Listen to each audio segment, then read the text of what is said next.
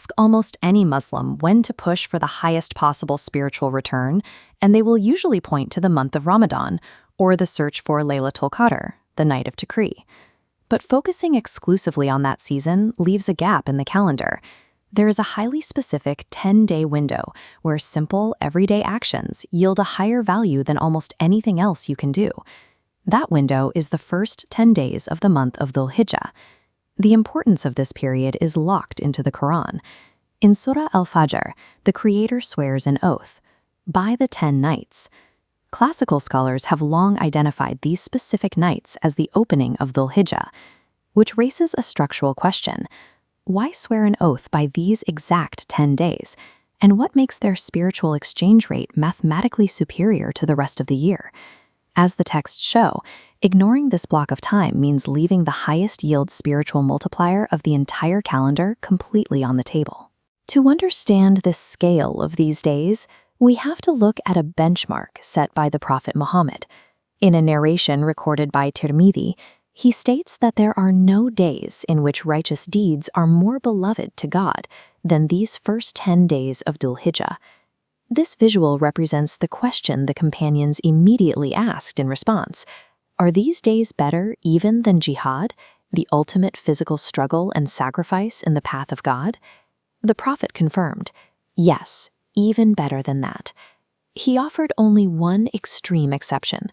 The only thing that outweighs these 10 days is a person who goes out, risking their life and their total wealth, and loses absolutely everything, returning with nothing.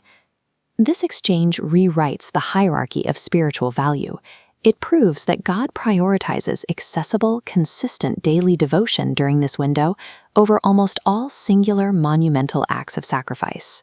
Decoding the exact mechanics of these days requires looking at the mathematical formula provided by the companion Abu Hurairah. This maps out the daytime multiplier. Fasting for just a single day during this period is credited as the equivalent of fasting an entire calendar year. Then there is the nighttime multiplier.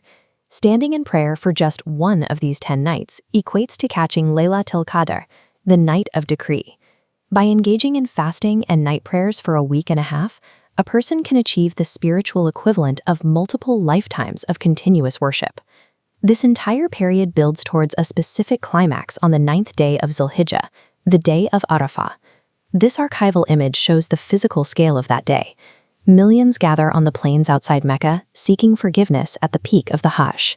But for those not standing on that mountain, a narration from Abu Qatada reveals a different mathematical rule for fasting, specifically on this 9th day.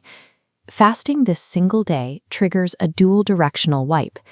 It acts as an expiation for sins committed in the entire year preceding it and the entire year following it.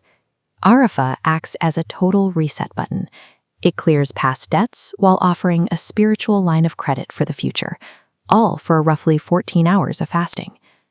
While this image highlights the dense crowds praying around the Kaaba, it also shows the localized exclusivity of the physical Hajj.